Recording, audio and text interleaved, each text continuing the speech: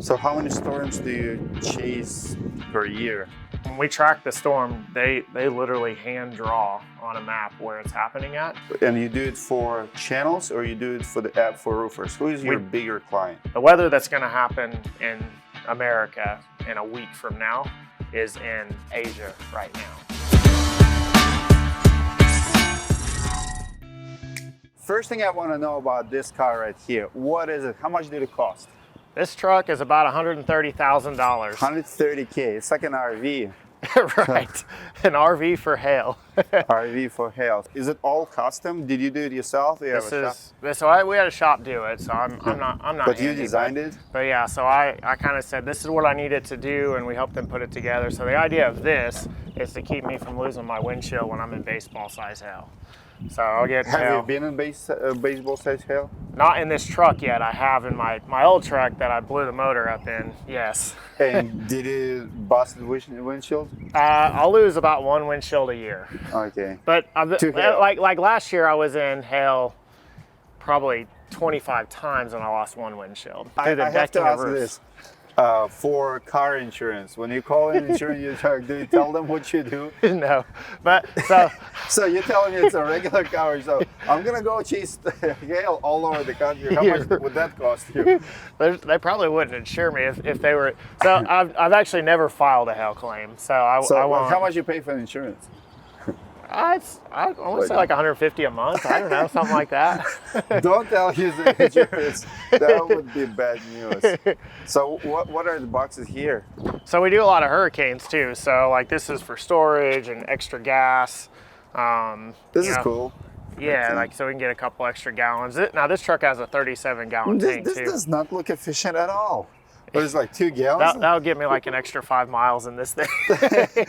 What is it? This is just for the looks. Come on, man. It is kind of for the looks. So this measures rain, temperature, wind, humidity, all that type of stuff. What is this thing? So when we go into hail, so what we'll do is we'll put a roof. So like, you always do like shingle tests, right? Yep. So I'll put a roof back here. So we have all these lights back here that light up everything. So if it's nighttime, we can get everything. I'll roll this out with the roof on here and I'll film Where's the roof now? So we just don't have it in here right now. Okay. So we're actually gonna put in so we talked about doing Tesla, but I guess they're kind of stingy with their stuff, but we're gonna see if we can get a Tesla, the solar stuff back here. We're gonna do Atlas. We've done Malarkey before back here. We're gonna do OC. We're gonna do all of them. What's in the boxes below there? Just storage. So like when we go into hurricanes, we take a lot of equipment. So it's trade show stuff right now, but these things are awesome though. If you for storage and stuff, like guys like in their trucks and stuff, like these things I used to have something similar for my truck. Yeah, and we even had like I have an air compressor underneath the truck, so I can air up my tires anywhere. Nice. I mean, it's decked out to do anything off-roading. Man, before I see you next time, we need to upgrade this. This is just. You want some bigger gas tanks on there? Yes, I do. Show me inside really quick. So this is pretty sweet here. So this is like computer. This is all camera equipment. That's a computer. This is So this is like 6 cell phone towers. So here's the antennas for the cell phones. So we chase for ABC, like the TV station. I see. And so this is how we stream all of their equipment. So their shop, they hire you to do? Yep. So we go out and we chase tornadoes and hail for them. You are Weather Channel. I am, yeah. I'm just saying that's like so we have like a camera up there that's a 360. You missed the logo there. I know, we need to get it on there, don't we? So there's the front of it, which we have like auxiliary switches, cameras. This controls my camera up there. Normally we'll put a laptop obviously on there. So we have radar in there so we can see where everything's at. So how many storms do you chase per year? Probably 50 to 75 storms a year, and ideally 3 or 4 hurricanes. You're in a perfect location here. You're like Midwest, like this is. They originate from here. You just go. Yeah, it's because we're 6 hours from Nebraska. We're 6 hours from South Texas. Was it strategic, or you you happen to live here. I grew up here, but it's strategic now. Now, like if you want to storm chase, Oklahoma City is like the center hub. So you can get to most, you can get to, you can get to most storms within a few hours. So it's real nice and, you know, kind of helps. Do you chase like Florida hurricanes? Hurricanes, yep. I was in Hurricane Irma. I was in Hurricane Michael, the Cat 5 that hit Panama City. Do you do it for Hailtrace or you do it for weather channels?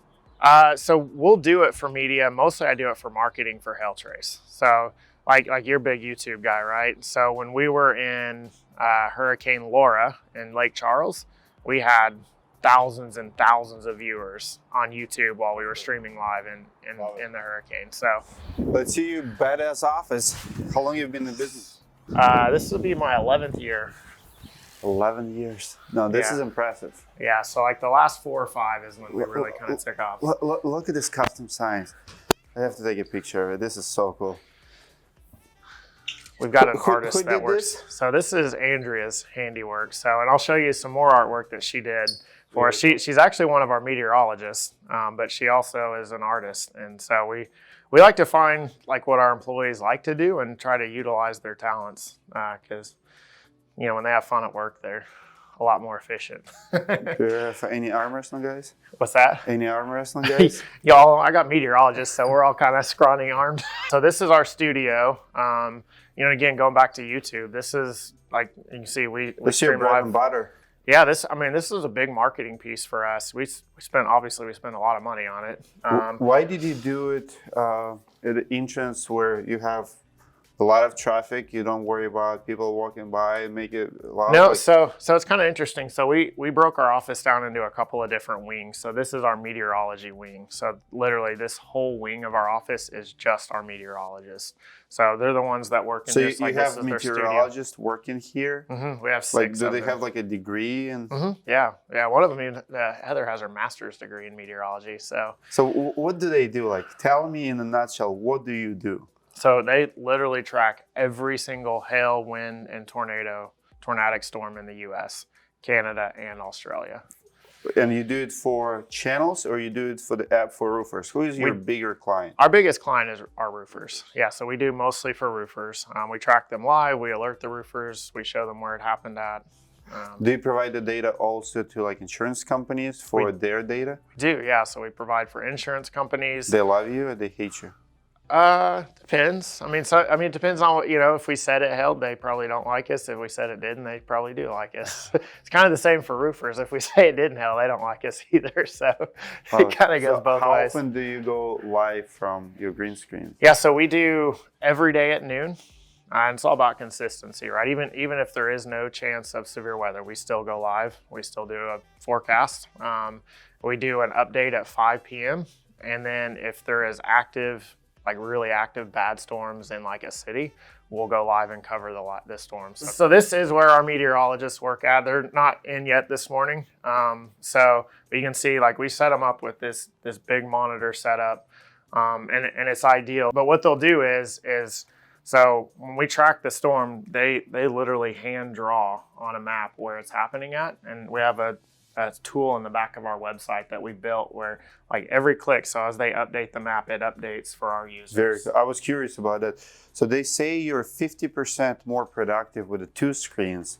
You have 3 screens on every desk. You triple productive. Like, what's behind that? Is it you or is it someone in the team who just say, every desk in the office is going to have 3? Or is it because what you do, you need to see more maps? Or So for this position, we wanted 3. So typically what will happen is they have to track so many storms. So like each meteorologist can work 3 radar locations. So like in Oklahoma, we have Oklahoma City radar, we have Frederick, we have Enid, and we have Tulsa radar.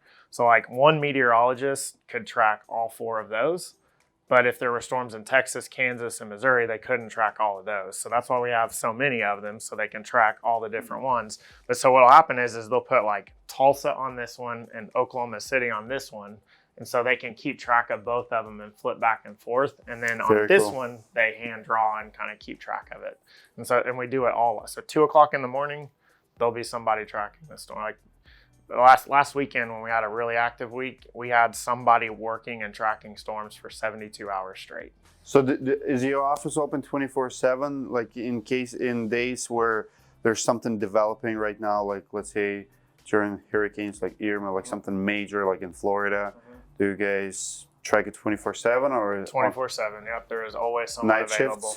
shifts? Yep. So we rotate call weeks, and so but sometimes there's stuff that we don't know. College Station got hit. We were not forecasting College Station to get hit that night, but we were ready. We mapped it live as it happened. We didn't miss it. We just, that morning, we didn't wake up and go, College Station's going to get hit today. We better have the staff all ready to go. We had people on call. What's the accuracy in what you do? I know, like historically, weathermen, they have job security because you can be off completely and you're not going to lose your job. But what about like hurricanes? Even the hurricanes, they say, well, it's going to be category 5 and it's going to hit this city, and it's completely missed, and then they evacuated city for a wrong reason. It's really so for hurricanes, the hardest thing to forecast is the intensity And where they and the location. They'll usually they'll give you kind of that cone. They can usually get it in that cone most of the time. Now they still miss it, but I think they're probably like 70%, 75% of getting it in the cone. And how far but the out intensity is is like the is tough it part. 24, 48 hours out in the hurricane? 48 hours they're pretty good at. 5 days, it's like a 300-mile cone, and even then they struggle to get it in there. But there's I always say, so like the best way that I can explain weather is, especially long-term forecasting, is so like we're tracking this low pressure, right? That's so like the weather that's going to happen in America in a week from now is in Asia right now. And so we're tracking this low pressure that's in a river, and it's kind of, flowing around like that, right? So if it's over here, and let's say in 6 hours, I am 2 miles off. That's not very far. That's a pretty good forecast, right? If you were 2 miles off, you'd think that's a pretty good forecast. But that 2 miles, 7 days down the road, could be the difference of 1,000 miles based off of how it flows. And so that's the tough part about forecasting long term, is you literally have to nail every single point, ebb and flow. So most of the time when we're doing a long-term forecast like that, we're just trying to look at the pattern. So it's like in this 2-day window, we're going to have an active weather pattern. I don't know if it's going to be in Kansas or Texas or Arkansas. I just know there's a bunch of storms coming. So. Did you guys predict snow in Texas this year? Well, actually, what's funny? So we didn't call it out, but we did forecast. So the analog year that we were using for our forecast was 2011. That was the last time Texas had power outages from the Arctic cold. So you did not predict it, but we didn't say it because we didn't care. So we don't. Snow doesn't make us money. Damage control. Right. So this is my lead meteorologist, John Choquette. He's the one that they'll see a lot of times on here. I want to see this. There's his degree. Bachelor of Science, Meteorology. Yep. Meteorologists. So they could basically be engineers. Meteorologists. So I can see that. It's pretty. Same with geology and anything with Earth. Yeah. So a lot of times they'll call it atmospheric science. My thing was I'm a historian, so we did archaeology. You just have to be careful with stuff not to break it. Yeah. Right. Yeah. So. So obviously we have each time zone, and then Zulu is what we use for weather time. So like all of our weather models are in Zulu time. So we're always like trying to think different time zones to keep up with everything. So this is a 3D printed replica of the largest hailstone in U.S. history. When did that happen? 2011 in Vivian, South Dakota. That's to the weight too. That's how much it weighed. It's a big hailstone. Could you imagine if that hit? I'm going to kill you. Hold on. Kill. We just have a thumbnail for the video. Look at it. So now a lot of this space is just so we can grow into it. So we're trying to think 5 years down the road. So last year we grew by 13 employees. So, if we do it again this year, which we've already added several, we know that we have a certain amount of time in this office and then the next office. We use this so we kind of use the bullpen effect with our sales and our customer support. So they're all kind of fueled off of each other. But then if they need a private office, so these are just 2 open offices. Anybody can use them whenever they want. we like to have fun as well in our office. So this is kind of our, so this is kind of the game room in here. We have a ping pong table too that we'll set up out there.